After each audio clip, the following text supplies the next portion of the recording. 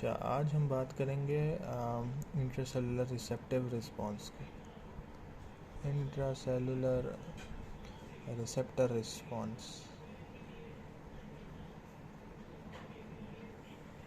ठीक है। नॉर्मली तुम्हारे पास क्या होता है कि जैसे कि तुम्हें पता है कि in regulation of the genes in the eukaryotes हमारे पास जो रेगुलेटरी सीक्वेंस होता है डीएनए पर, that plays a major role in the activation inhibition of the transcription of a specific type of gene. अब कुछ जो तुम्हारे पास डीएनए सीक्वेंसेस होते हैं, कुछ जो तुम्हारे पास रेगुलेटरी डीएनए सीक्वेंसेस होते हैं, उनके ऊपर एक हार्मोन रिस्पॉन्सिव एलिमेंट मौजूद होता है।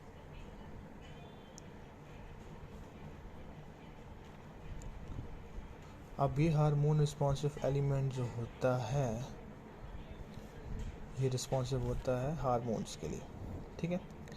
अब याद रखना, कुछ हमारे पास जो हार्मोन्स होते हैं जैसे कि स्टेरॉइड हार्मोन्स, ये लिपिड सॉल्युबल है, तो इनके जो रिसेप्टर्स होते हैं वो इंट्रासेलुलर होते हैं, या तो साइटोप्लाज्म में पड़े होते हैं या फिर जो है न्यूक्लियस में पड़े होते हैं, ठीक है। अब याद रखना, इनकी जो रिसेप्टर्स हैं वो रोल प्ले करते हैं स्पेसिफिक ट्रांसक्रिप्शनल फैक्टर्स का, ठीक है। इन स्टेरॉइड हार्मोन्स के रिसेप्टर्स रोल प्ले करते हैं स्पेसिफिक ट्रांसक्रिप्शनल फैक्टर्स का, ठीक है। अच्छा, अब मान लो ये एक डोमेन है, ये एक रिसेप्टर है, साइटोप्लाज्म में पड़ा हुआ, ठीक है। इसके 3 डोमेन्स हैं। नॉर्मली तुम्हें पता ना कि एसटीएफ के 2 डोमेन्स होते हैं, एक डीएनए बाइंडिंग डोमेन होता है, ठीक है, एक होता है ट्रांसक्रिप्शनल एक्टिवेशन डोमेन, और in case of steroid hormones receptor के केसेस में यहाँ पर एक लाइगेंड बाइंडिंग डोमेन भी है,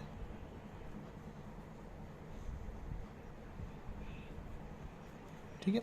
अब इस लाइगेंड बाइंडिंग डोमेन पे जो है तुम्हारे पास स्टेरॉइड हार्मोन्स आके चिपकते हैं। अब इस केस में हम मान लेते हैं कि कोर्टिसोल है, कोर्टिसोल को तुम ग्लूकोकोर्टिकॉइड भी कहते हो, ठीक है।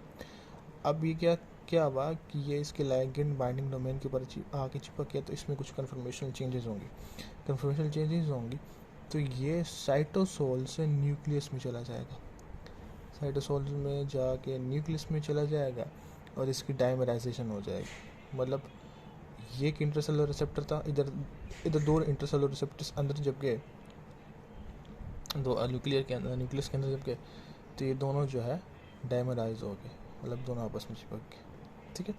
अब ये जो तुम्हारे पास स्ट्रक्चर बन रहा है, ये जाके कहाँ पे अटैच होगा, ये जाके अटैच होगा, ये एक जीन है, ठीक है, ये इसका प्रमोटर रीजन हो गया, इसका रेगुलेटरी रीजन हो गया, ठीक है। ये रेगुलेटरी रीजन, इस रेगुलेटरी रीजन पे जो पोर्शन है हार्मोन रिस्पॉन्सिव एलिमेंट का, ये उधर जाकर चिपक जाएंगे, ठीक है।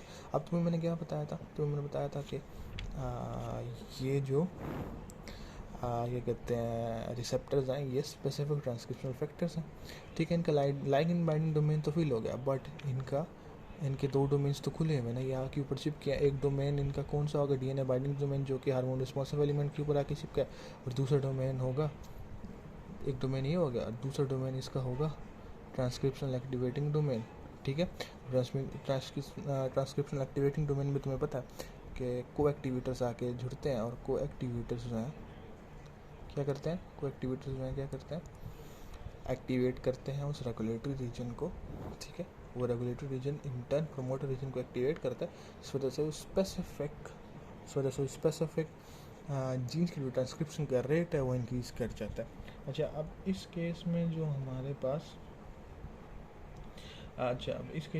पास हमने बताया है कि ये जो तुम्हारे पास हार्मोन रिसेप्टर कॉम्प्लेक्स बना है, ये वाला जो अंदर आके डाइमराइज हुआ है और जो हार्मोन रिस्पॉन्सिव एलिमेंट के ऊपर चिपका है, ये किस तरीके से चिपकते हैं जिंग फिंगर मेथड से, ठीक है, जिंग फिंगर मेथड से चिपकता है, ठीक है।